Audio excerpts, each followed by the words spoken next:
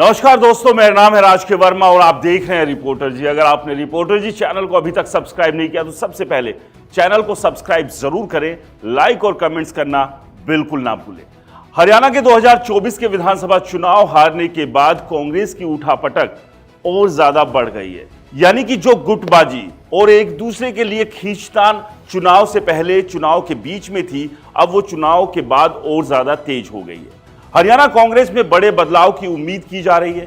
पहले ये कि क्या नेता प्रतिपक्ष यानी कि leader of opposition Bhupendra Singh Hooda ही रहेंगे या फिर हाईकमान किसी और को ये जिम्मेदारी सौंपने वाली है। इसके अलावा प्रदेश अध्यक्ष को लेकर भी अब निर्णय होना है कि उदय भान की जगह किसे कांग्रेस का हरियाणा में प्रदेश अध्यक्ष बनाया जाए, क्योंकि जिस तरह से पूरा का पूरा चुनाव आगे बढ़ा और चुनाव के जब नतीजे आए उस दौरान इस बात की भी जोरों से चर्चा हुई, वो भी कांग्रेस हाईकमान के भीतर, कि प्रदेश अध्यक्ष उदय भान ने पार्टी संगठन की बजाय खुद चुनाव लड़ने को प्राथमिकता ज्यादा दी।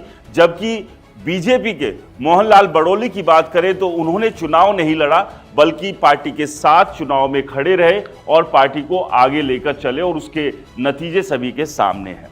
अब इस सब के बीच कांग्रेस का ये मंथन क्या कुछ रिजल्ट हरियाणा कांग्रेस में निकाल कर लेकर आएगा, इसका सभी को इंतजार है। लेकिन जिस तरह से करीब करीब 2 दशक से हरियाणा में कांग्रेस पार्टी चल रही है, उससे तो यही लग रहा है कि अब कांग्रेस के अंदर बड़े बदलाव की जरूरत आन पड़ी है। क्योंकि 2005 के चुनाव के जब नतीजे आए थे तब उम्मीद ये की जा रही थी कि भजन लाल को मुख्यमंत्री बनाया जाएगा, लेकिन भूपेंद्र सिंह हुड्डा को मुख्यमंत्री बनाया और उस दौरान 67 सीटें कांग्रेस ने जीती थी, एक बड़ा नंबर था। लेकिन उसके बाद एक के बाद एक 4 चुनाव हुए और लगातार कांग्रेस का ग्राफ गिरता रहा और ये तमाम चुनाव भूपेंद्र सिंह हुड्डा की लीडरशिप में हुए। और ना केवल उनकी लीडरशिप में हुए, बल्कि दाएं बाएं जहां भी जो बड़े चेहरे मोहरे सेट करने थे वो भी भूपेंद्र सिंह हुड्डा के इशारों पर ही हुए और टिकट बंटवारा भी करीब करीब इन तमाम चुनाव में भूपेंद्र सिंह हुड्डा के हाथों से ही कराया गया। यानी कि उनके खास, उनके करीबियों को ज्यादा से ज्यादा टिकटें मिली।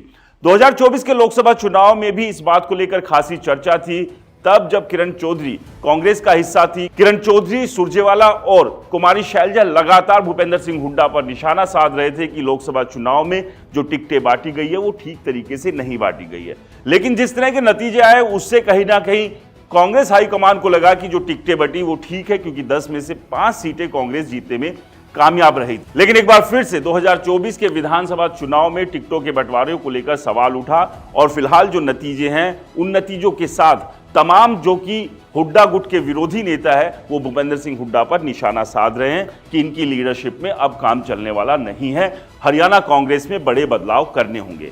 लेकिन जिस तरह से विधानसभा का पहला सत्र हुआ, एक दिन का यह सत्र था और इसमें जिस तरह की भूपेंद्र सिंह हुड्डा की भूमिका देखने को मिली, तो उससे तो फिलहाल यही लग रहा है कि नेता प्रतिपक्ष की भूमिका यानी कि लीडर ऑफ अपोजिशन तो भूपेंद्र सिंह हुड्डा ही रहेंगे, क्योंकि कांग्रेस की 37 सीटों में से जो जीत कर आए विधायक है उनमें से 31 चाहते हैं कि भूपेंद्र सिंह हुड्डा को ही नेता प्रतिपक्ष बनाया जाए। लेकिन अब इस सब के बीच इंतजार यह है कि कांग्रेस हाईकमान किसके ऊपर हामी भरता है और साथ ही साथ हरियाणा कांग्रेस के प्रदेश अध्यक्ष को लेकर भी चर्चाएं खासे जोर पर है और ऐसे में इस कतार में भी कई नाम शामिल है। अब ये जो कतार में कई नाम शामिल है वो एक बार फिर से भूपेंद्र सिंह हुड्डा के ही कोई करीबी होंगे या फिर किसी दूसरे नेता को ये जिम्मेदारी मिल सकती है। आपको क्या लगता है हमें कमेंट्स कर जरूर बताएं। रिपोर्टर जी चैनल को आपने सब्सक्राइब नहीं किया तो दोस्तों चैनल को सब्सक्राइब करना ना भूलें। नमस्कार।